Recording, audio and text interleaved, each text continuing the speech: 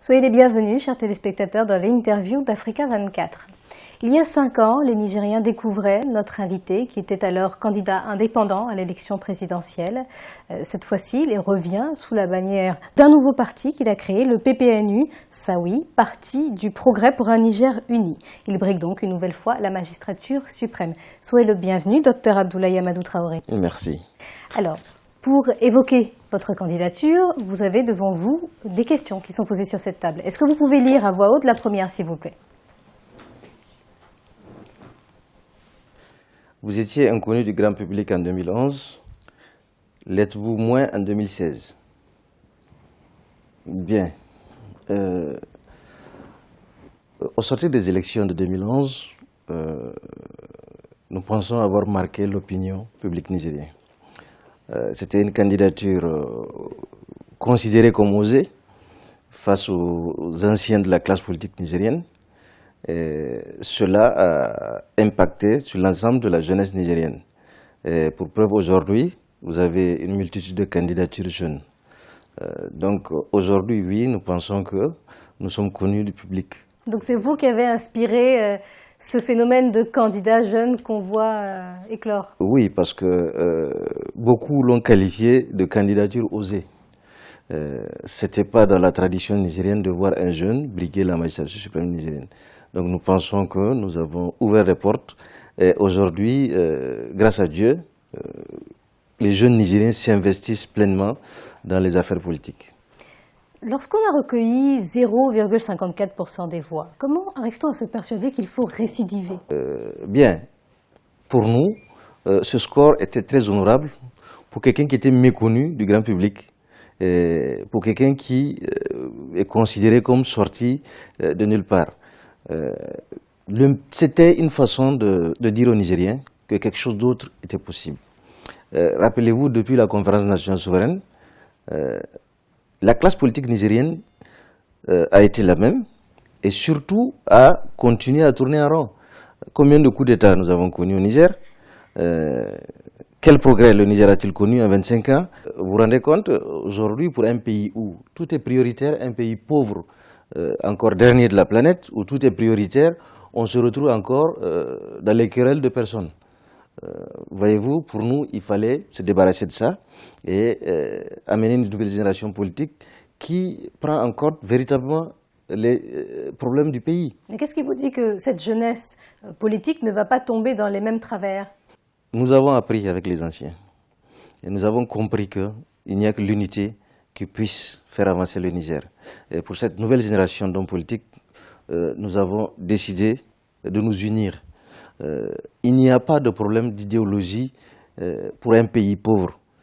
Chacun peut avoir son idéologie, mais pour nous, au Niger, la seule idéologie qui vaille, c'est celle du combat pour le développement. On n'a pas vu de coalition de candidats dits jeunes pour l'instant. Mais si, ça viendra, ne vous en faites pas. Ça viendra? Ça viendra parce qu'on est en concertation. Et ensemble, nous allons définir des objectifs communs. Parce que je ne crois pas en cette ancienne classe politique.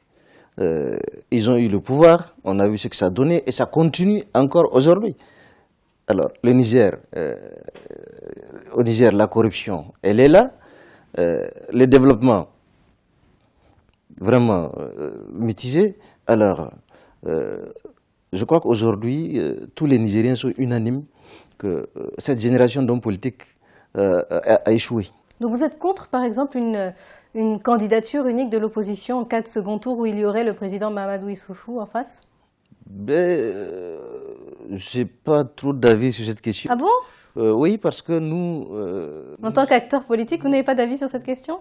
Le comportement de l'opposition face au pouvoir, je pense qu'on va discuter de ça plus tard. Mais pour l'instant, nous avons notre vision, nous avons nos objectifs en tant que candidat jeune.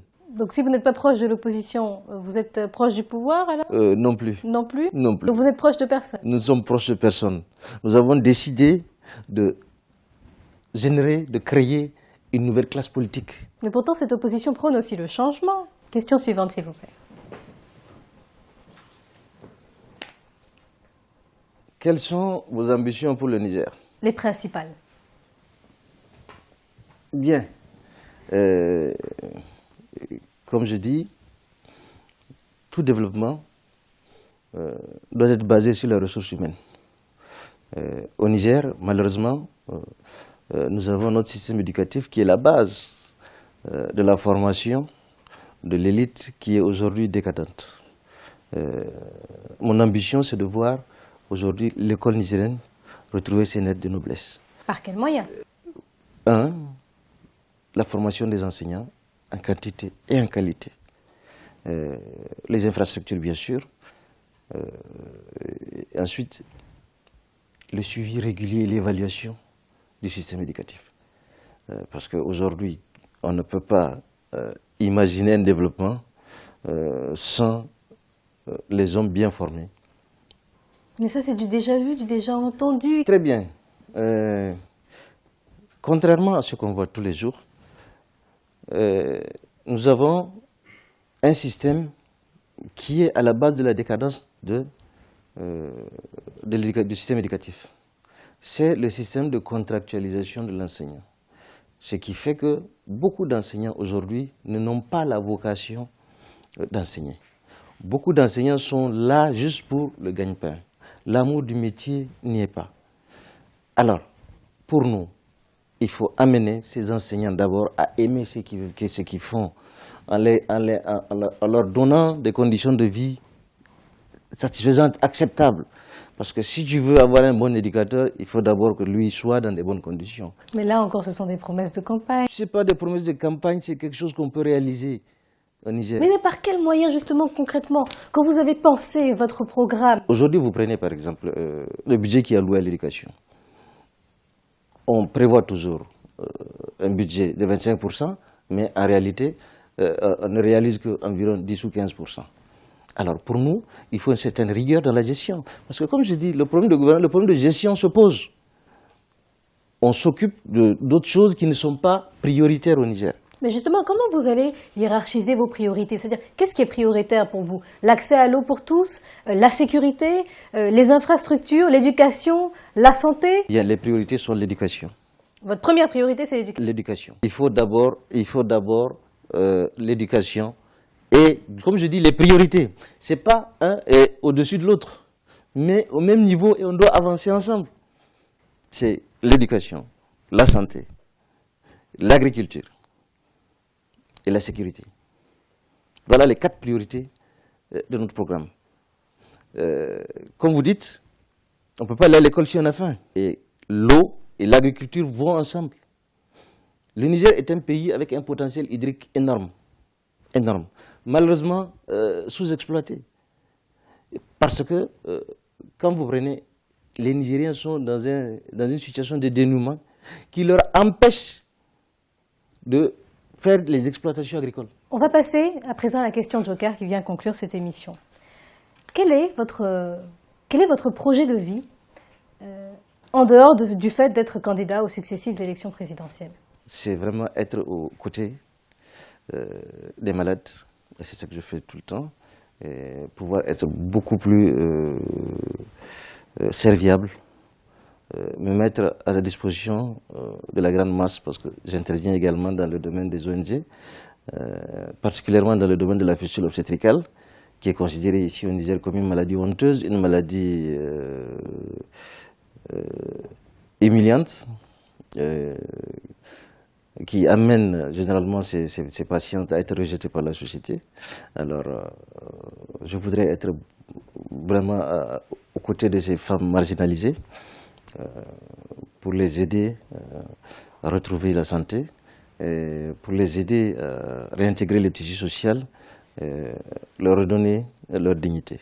Donc vous exercez toujours? J'exerce toujours. En une phrase, pourquoi est-ce que les Nigériens devraient voter pour vous le 21 février prochain? Bien, nous pensons que nous représentons l'espoir. Nous pensons que les Nigériens ont besoin de justice, que les Nigériens ont besoin de dignité, de retrouver leur dignité, que les Nigériens ont besoin de travailler. que les Nigériens ont besoin d'un président à leur côté, pas un président bureaucrate. Et nous pensons que les Nigériens ont besoin de voir leurs conditions de vie changer au quotidien. Et nous pensons que nous incarnons toutes ces valeurs de dignité, de justice, de solidarité. Docteur Abdoulaye Amadou Traoré, merci d'avoir accepté de répondre à ces questions. Je vous remercie. Merci à vous également, chers téléspectateurs. C'était l'interview d'Africa 24. À bientôt.